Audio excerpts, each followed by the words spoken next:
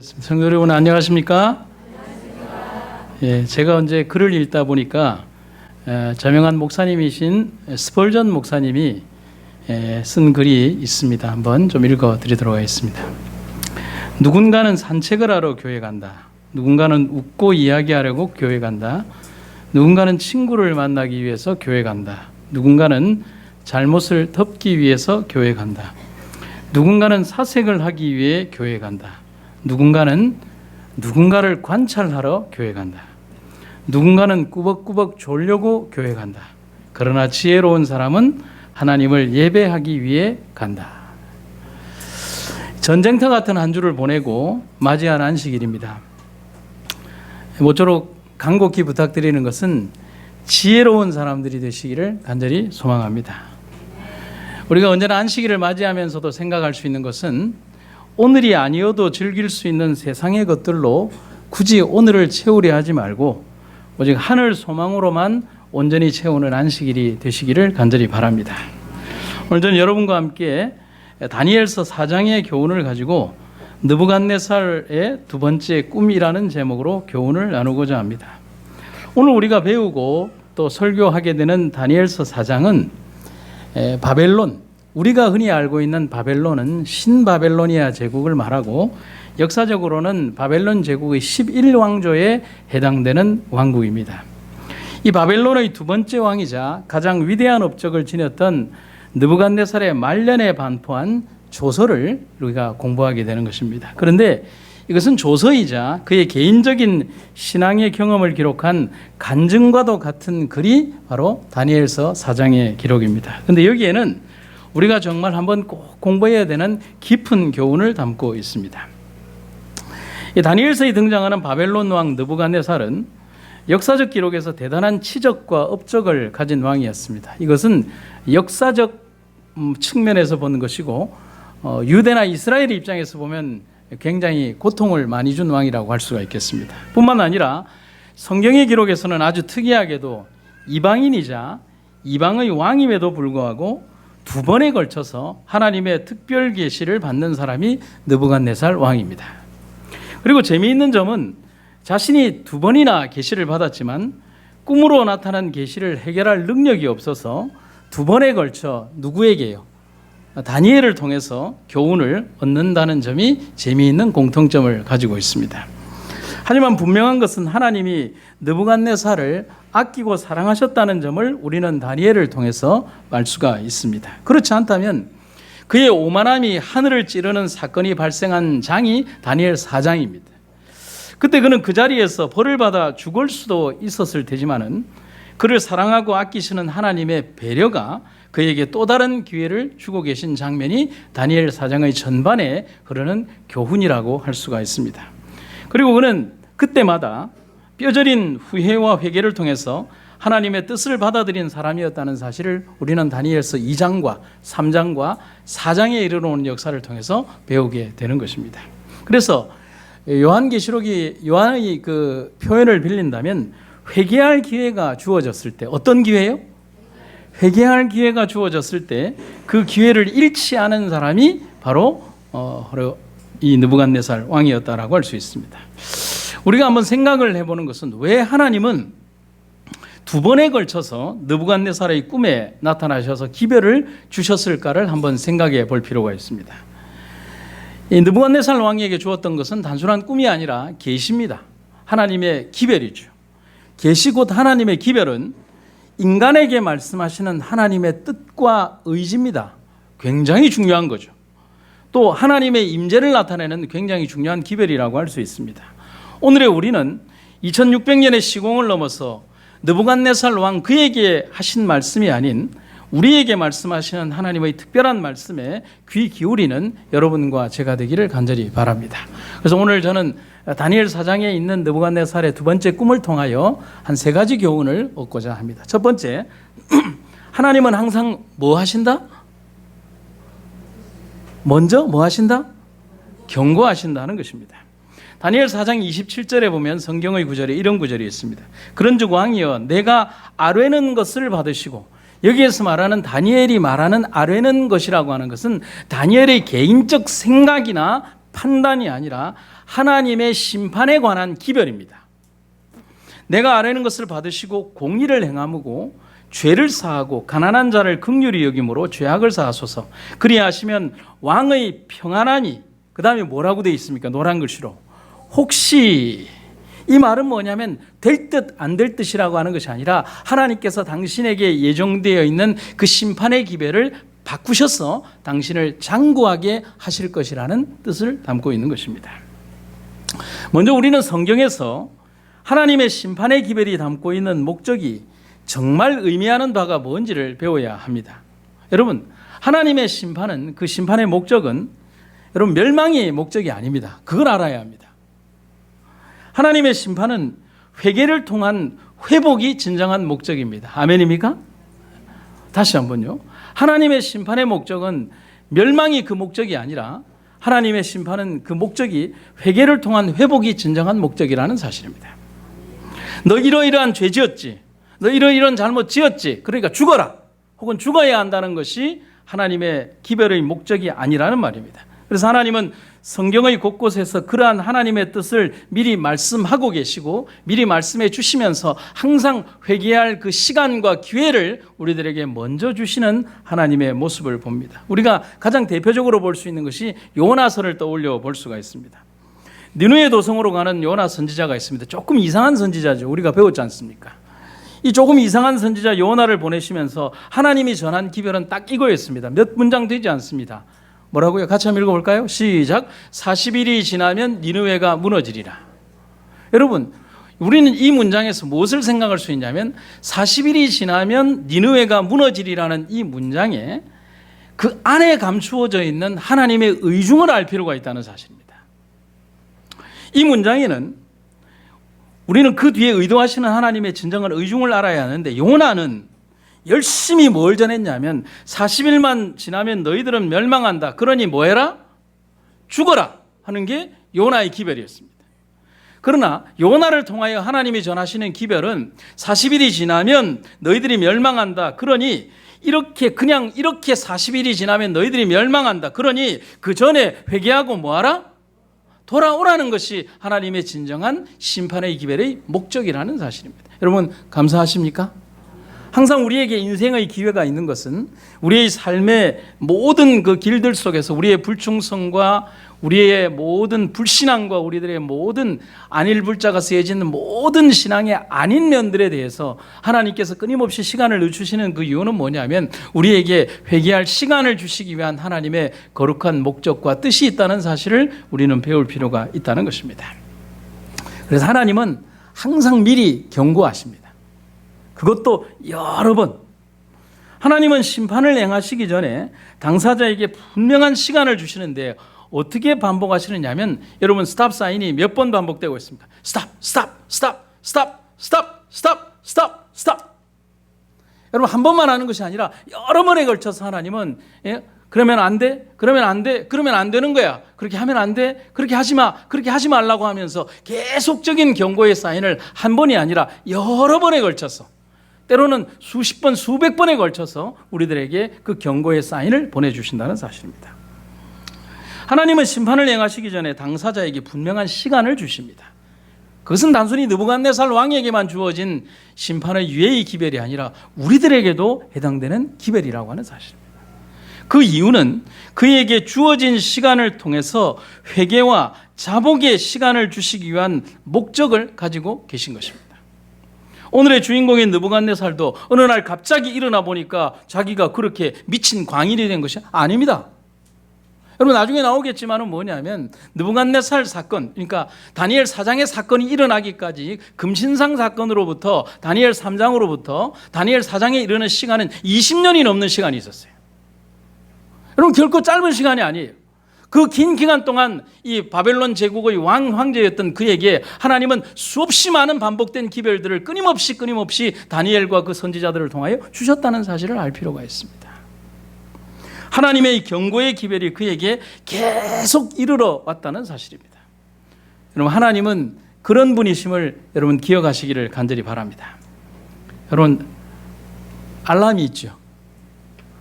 제가 토요일마다 금요일 저녁부터 제가 잘 쓰는 방법 중에 하나가, 여러분 제 특정한 이 폰을 광고를 해서 죄송하지만, 쉬리야 타이머 3시간 해줘. 그러면 네 알겠습니다, 타이머 3시간으로 설정하겠습니다라고 친절하게 그 아가씨가 제게 응답을 해줍니다. 그러면 여러분 이 밤 11시쯤에 자서 새벽 한 2시쯤에 일어나려고 타이머를 걸어놓으면, 여러분 어쩌면 그렇게도 정확하게 3시간 되면 저에게 유예의 시간도 주지 않고 일어나세요 떼랭땡땡 띵띵띵띵. 그런데 이 알람은 재고의 여지도 없이 그냥 알았다라고 이렇게 중단을 시켜놓으면 그만하면 되는데, 한 또 10분 뒤에 또 띵띵띵띵 하면서 일어날 때까지 계속적으로 반복하는 것입니다. 여러분 알람을 설정하면서 바로 직전 시간을 설정하는 사람은 없습니다. 여러분 제가 한 3시나 한 3시 반쯤 일어나야 된다고 생각하면 한 2시쯤 설정을 해놓죠. 왜냐하면 몸 비비고 막 짜증내고 그냥 이리 굴리고 저리 굴리고 하는 그런 뭐합니까? 이런 이상한 시간까지 다 포함해서 한 2시쯤 일어나려고 하는 겁니다. 충분히 필요한 기간을 산정해서 알람을 정합니다. 여러분 하나님 경고의 말씀은 이제 일어나세요 하고 나를 일깨우는 알람과 같은 구실을 해주고 있습니다. 그리고 반복해서 뭐라고 얘기를 하냐, 지금 일어나지 않으면 늦어요 라고 말하면서 반복하는 기능도 담고 있습니다. 그렇듯 하나님은 분명하게 미리 우리에게 말씀하시고 계심을 여러분과 제가 잊지 마시기를 간절히 바랍니다.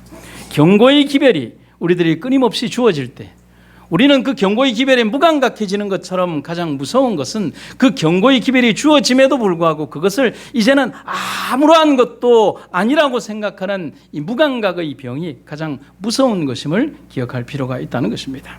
그래서 느부갓네살 왕도 그렇게 이미 경고의 메시지를 전달받았다는 사실을 우리가 알 필요가 있습니다. 두 번째는 하나님께서 심판을 행하실 때 무엇을 남겨두셨다고요? 성경에 보면 그루터기를 남겨두셨다라고 기록이 되어 있습니다. 다니엘 4장 15절에 보면, 그러나 그 뿌리의 그루터기를 땅에 남겨두고, 쉬운 성경에 보면 그루터기는 뿌리와 함께 땅에 남겨두고, 아주 의미심장한 구절이 다니엘 4장에 등장합니다. 쇠와 놋줄로 동이고 그것을 들풀 가운데에 두어라. 그것이 하늘 이슬에 젖고 땅의 풀 가운데에서 짐승과 더불어 제 몫을 얻으리라. 느부갓네살은 그의 통치가 절정에 다다른 시점, 그래서 다니엘 4장 4절에는 뭐라고 기록이 되어 있냐면, 그의 통치가 절정에 다다른 시점을 이렇게 표현하는데, 내 궁에서 내가 평강할 때라고 하는 표현을 하고 있습니다. 그때 한 꿈을 꾸게 됩니다. 그 꿈에 그는 땅의 중앙에 아름답고 웅장한 나무가 있는 것을 보는데, 그 나무가 얼마나 크냐면 하늘에 닿을 만큼 그 나무가 컸다라고 기록이 되어 있습니다. 그런데 갑자기 하늘에서 등장한, 성경에는 순찰자 혹은 곧 거룩한 분이라고 되어 있는데, 다른 성경본에 보면 파수꾼 혹은 감시자라는 표현을 하고 있습니다. 이 순찰자가 등장해서 큰 소리로 뭐라고 얘기하냐면, 아주 큰 소리로 그 나무를 베라 라고 명령을 하는 장면이 기록되고 있습니다.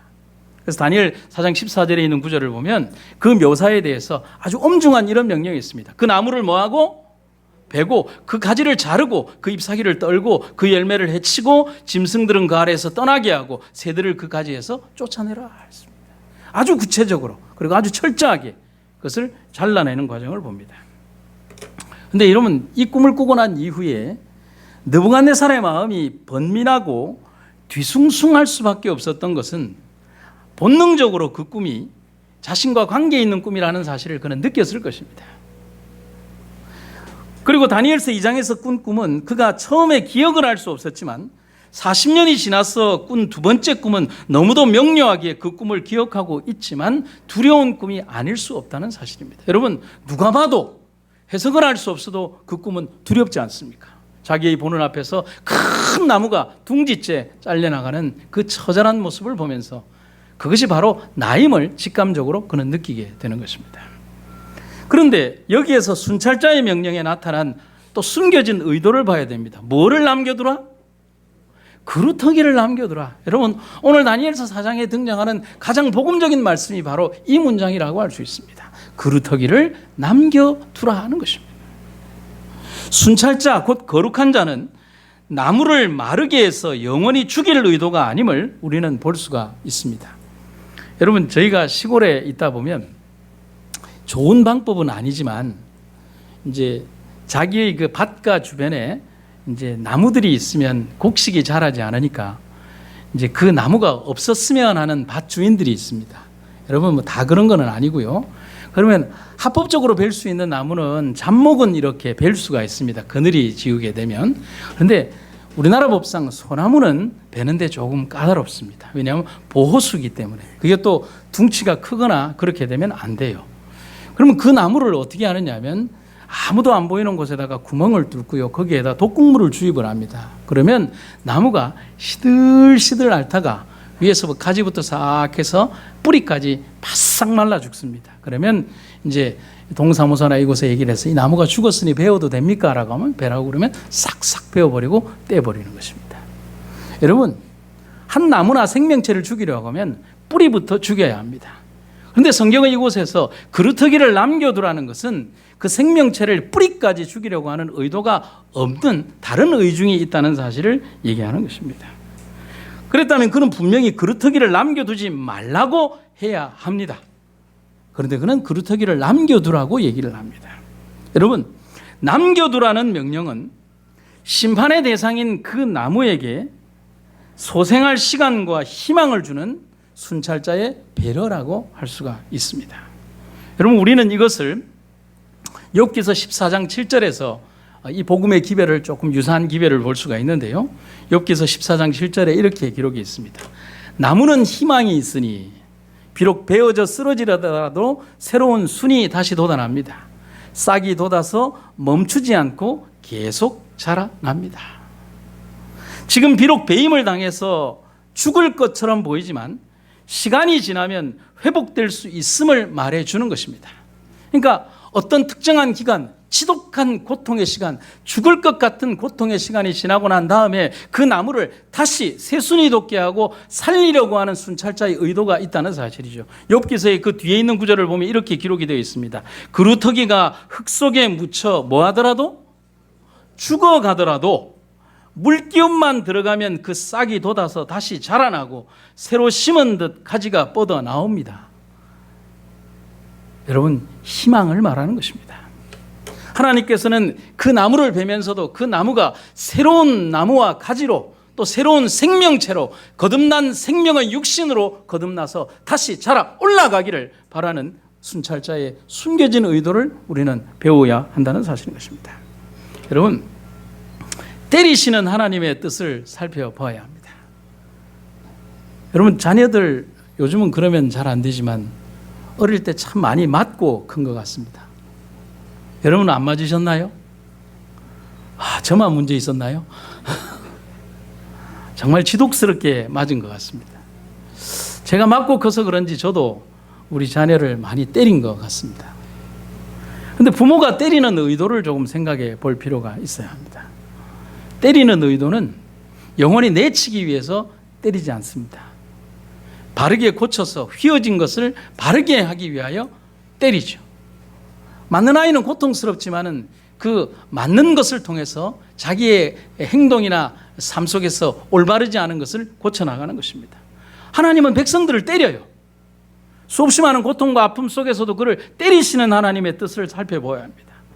때리고 채찍질하는 이유는 잠자는 백성들을 깨우기 위한 것입니다. 죽어야 한다면 그냥 두면 돼요. 그렇죠?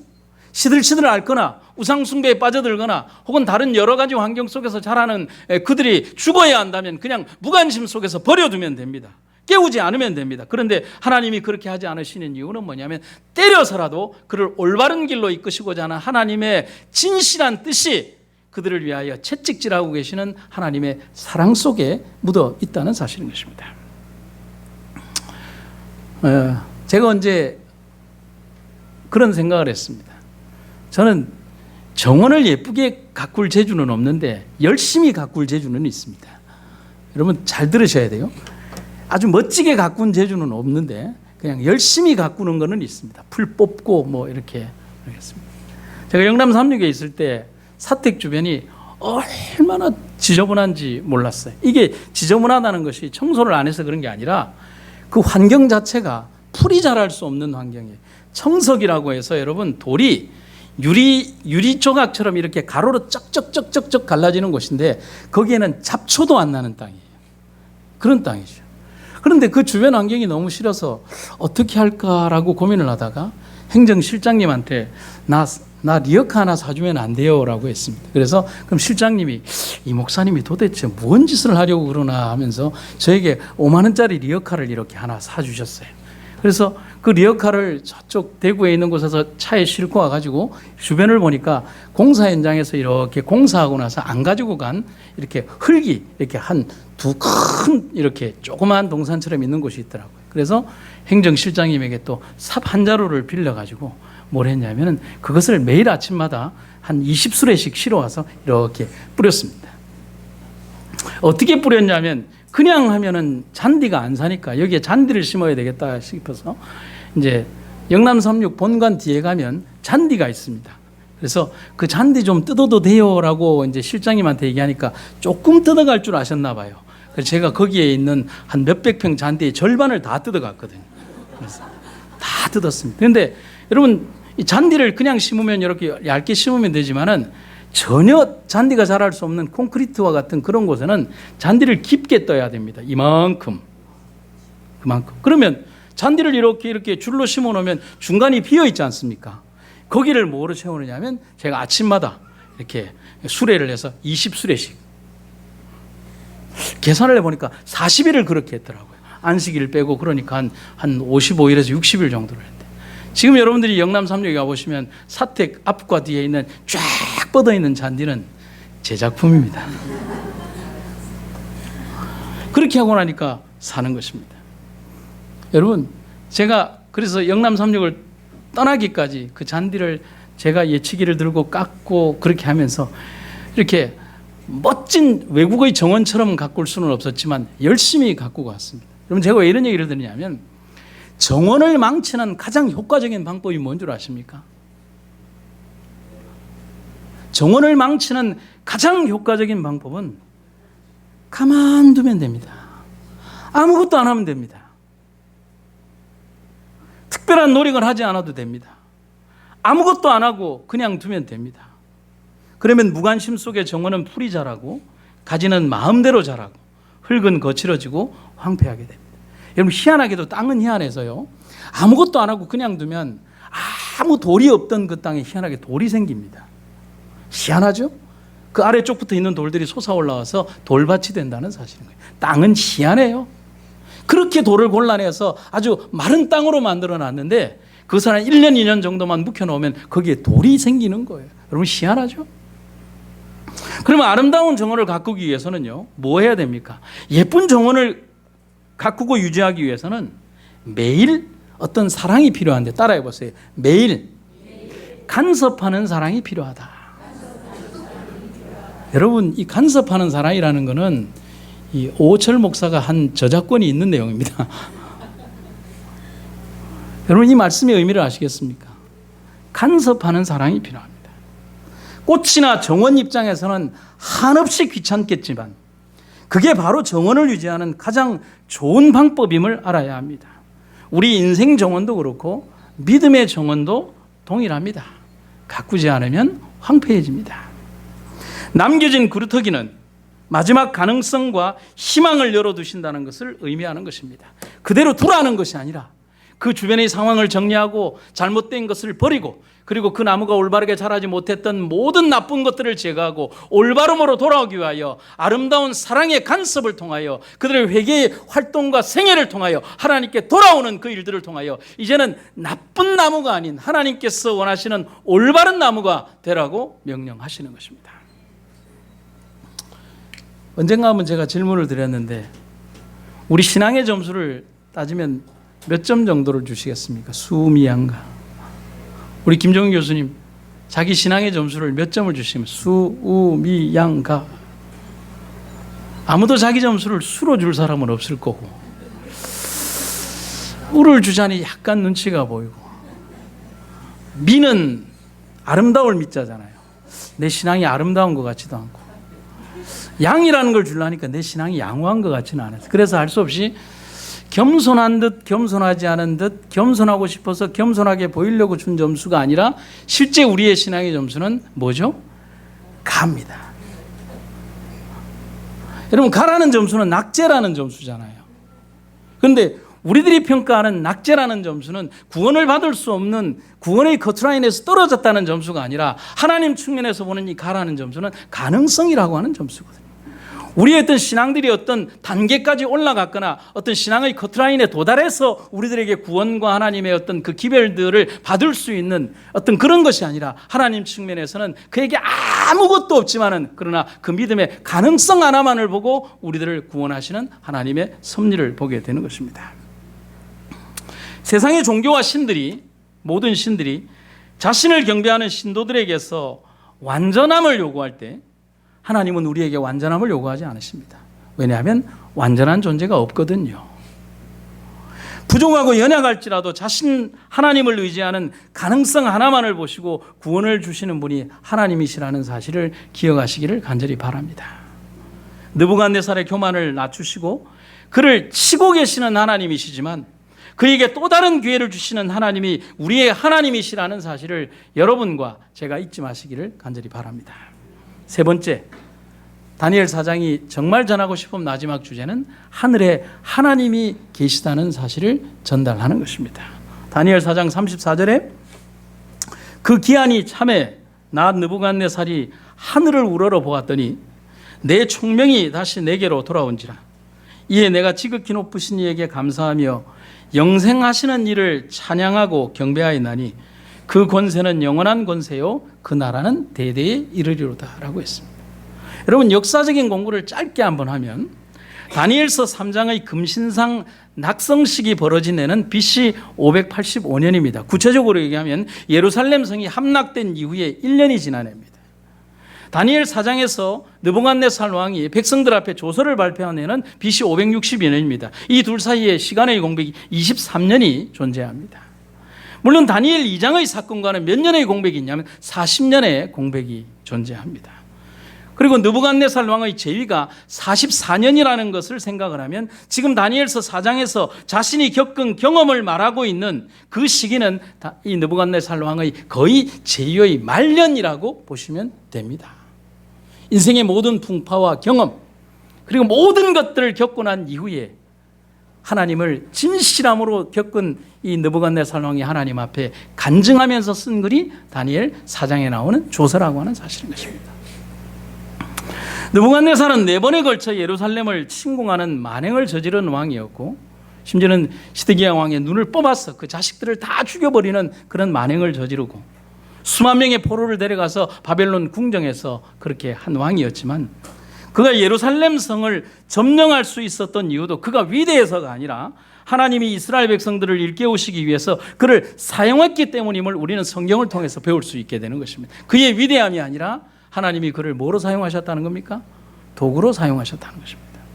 마찬가지로 느부갓네살은 다니엘 2, 3장에 이르는 사건들을 통해서 자신이 믿는 신보다 위대한 신이 바로 여호와 하나님임을 알고 깨닫고 믿게 되었습니다. 그래서 다니엘 2장의 말미, 다니엘 3장의 이야기, 다니엘 4장의 이야기에서 이 느부갓네살 왕은 3번에 걸쳐서 성경에 기록된 사건으로만도 여호와 하나님이 진실한 하나님이며 살아계신 하나님임을 고백하는 그 모습을 보여주고 있는 것입니다.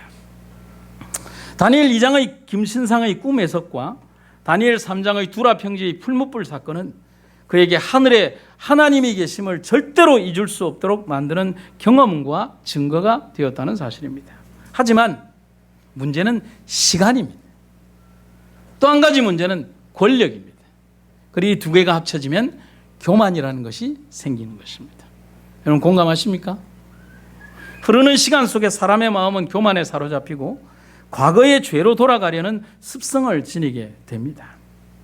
느부갓네살이라는 이름의 뜻은 느보, 이 바벨론의 최고의 신인 느보요, 이 상속자인 나를 보호하소서라는 뜻을 가지고 있는 철저히 이교도적인 이름이 바로 느부갓네살이라고 하는 이름의 뜻입니다.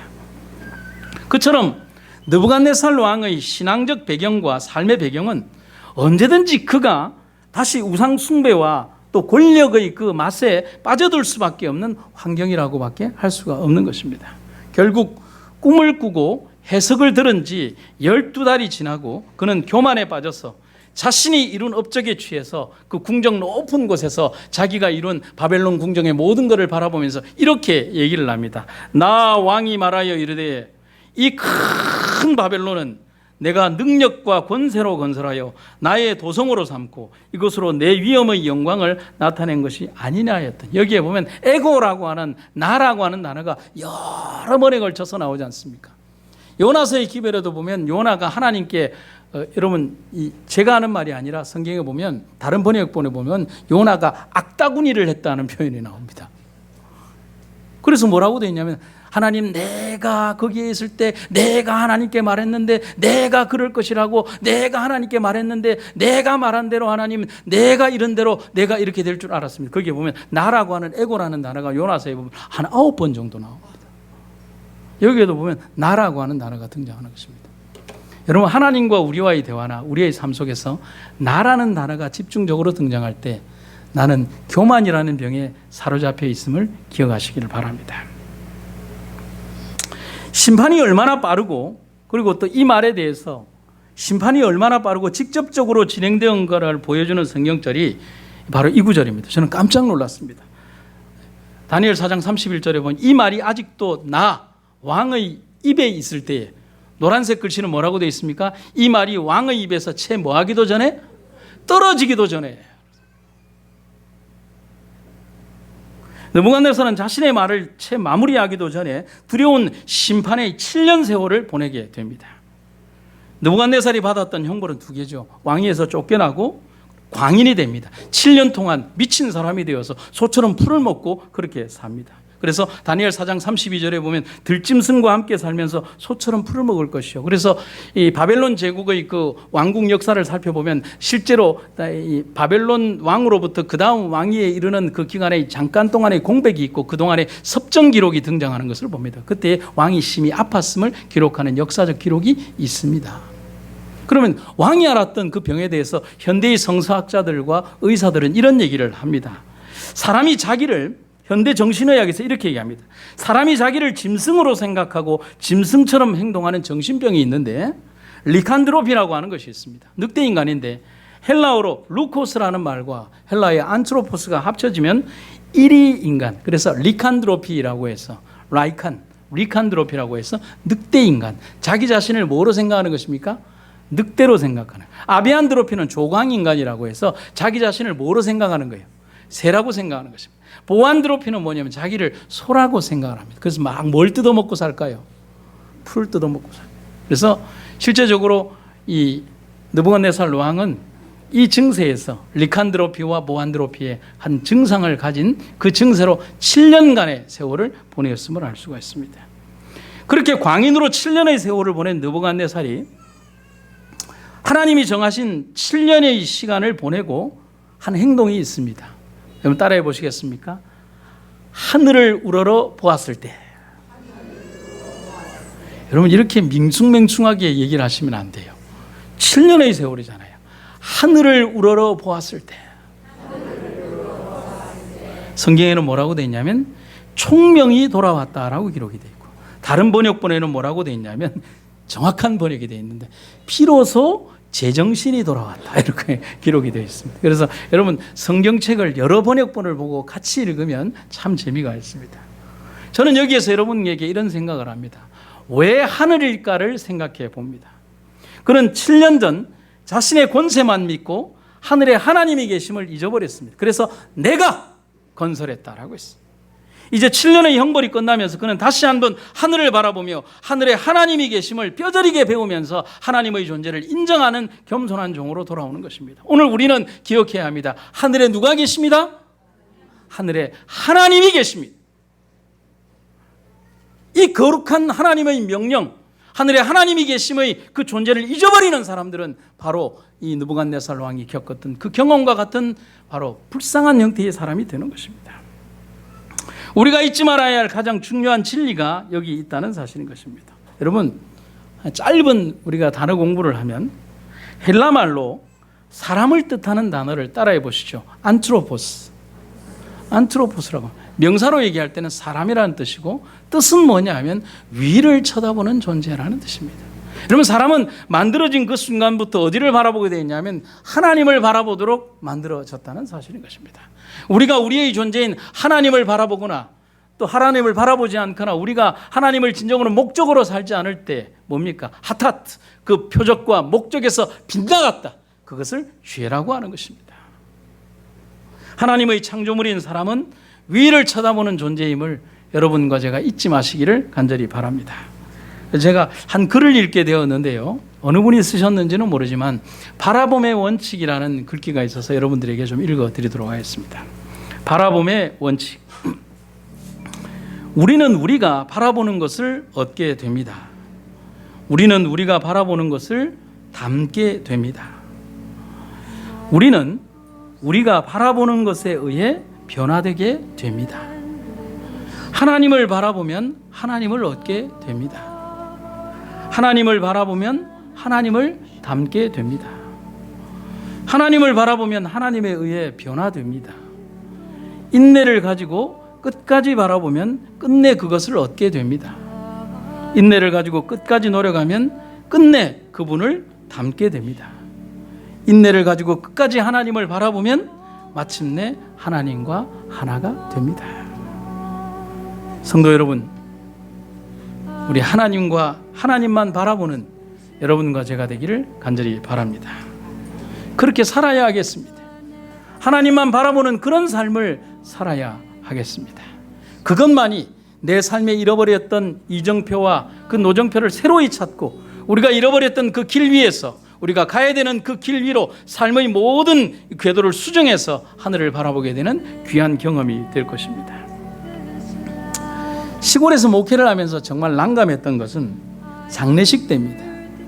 저는 본의 아니게 시골에서 목회를 하면서 장례식을 참 많이 하게 되었는데 은혜롭게 이 장례식이 잘 진행되어 가다가도 장지에 올라가면 참 난감한 일을 많이 겪습니다. 흔히 교회장이라고 하는 교회식 장례를 하는데도 장지에 도착을 하면 거의 19, 100에 90이 넘는 경우는 이미 그곳에서 직관이 패처를 들고 방향을 보고 있습니다. 한쪽에서는 목사가 설교를 하고 직관은 옆에서 망자를 위해서 북망산천의 자리를 보고 누울 자리에 방향을 보는 희한한 장례가 거의 시골 거기에서는 거의 일상화되어 있었습니다. 그 많은 장례를 치르면서 참 답답함을 많이 느끼게 되었습니다. 그래서 장례식이 끝난 한 안식일에 성도님들에게 하도 답답해서 이렇게 얘기를 합니다. 자기들도 지은 죄가 있으니 뭐라고 대답을 하는지 한번 보려고. 성도 여러분, 기독교인이 방향을 봅니까? 여러분들이 그 당시에 교인이라고 생각을 하시고 답을 한번 해보시죠.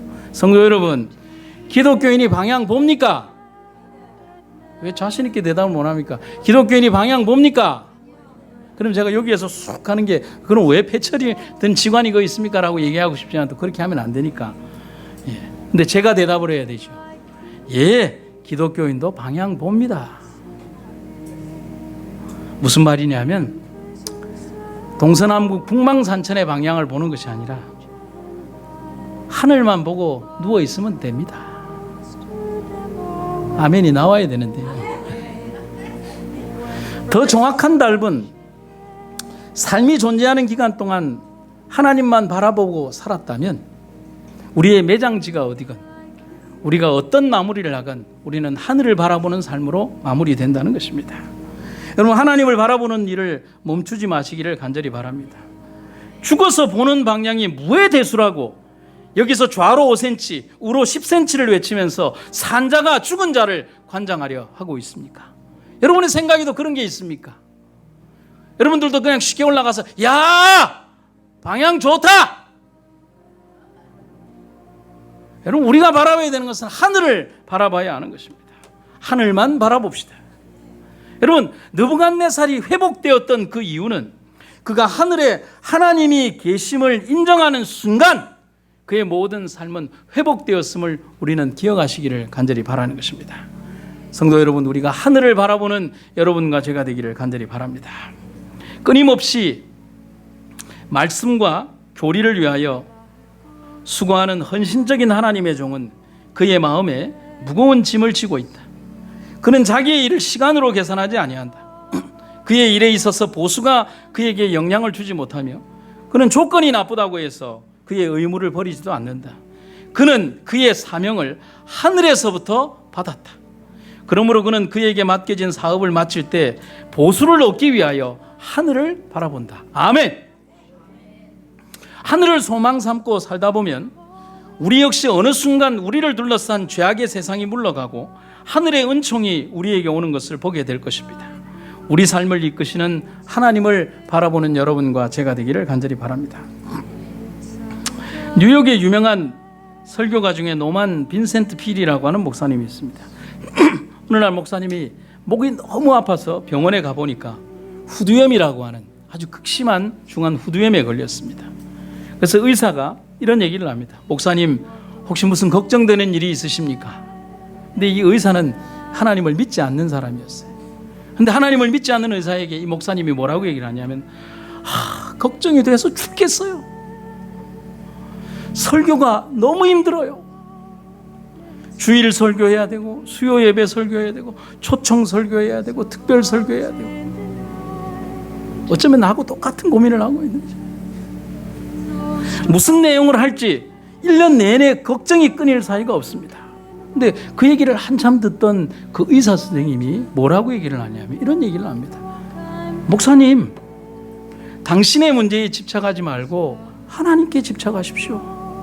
그게 믿음 아닙니까? 여러분, 이걸 말하는 의사는 무신론 의사입니다. 성도 여러분, 당신의 문제에 집착하지 말고 하나님께 집착하며 사십시오. 그게 믿음입니다. 증언의 말씀입니다. 날마다 그대들의 마음이 자라나고 강하게 되도록 행동하는 것이 그대들의 특권인 것을 알도록 하자. 만일 그대들이 자신을 하나님께 헌신하면 그대들의 마음은 성령의 지도하에 일하게 될 것이다. 그러나 그대들은 어떠한 사소한 것도 이 일에 방해되도록 허용돼서는 안 된다. 그대들이 하고 있는 것에 마음을 집중하라. 하나님께 기도하고 기도하라. 그러면 하나님께서 그대들의 지혜를 열어주실 것이다. 아멘. 여러분, 다니엘 4장을 마칩니다. 느부갓네살은 자신의 신앙적 고백이 담긴 조서를 마무리하면서 제일 마지막에 이렇게 조서를 마무리하고 있습니다. 다니엘 4장 37절. 이제 나 느부갓네살은 하늘의 왕을 찬양하고 영광을 돌려드리며 존경한다. 그분이 하시는 일은 모두 진실하고 그분이 행하시는 길은 의롭다. 그분은 언제든지 자기를 스스로 높여서 행하는 사람들을 낮추실 것이다. 여러분, 위대한 제국의 왕도 한낱 사라지는 안개와 같은 것이 인생임을 우리는 알아야 합니다. 아무리 위대한 업적도, 아무리 많은 재물도, 아무리 깊은 지식과 권력도 먼지처럼 사라질 날이 올 것입니다. 하지만 영원히 사라지지 않고 국권이 다른 데게로 가지 않을 영원한 돌의 나라가 오고 있음을 기억하시기를 간절히 바랍니다. 우리는 그 나라의 백성입니다. 결코 자신의 생명과 영혼을 가치 없는 것에 두지 말고 영원한 생명의 주님께 내어 맡기고 살아갑시다. 주님 곧 오십니다. 하늘만 바라보며 살아가는 여러분과 제가 되기를 간절히 바랍니다.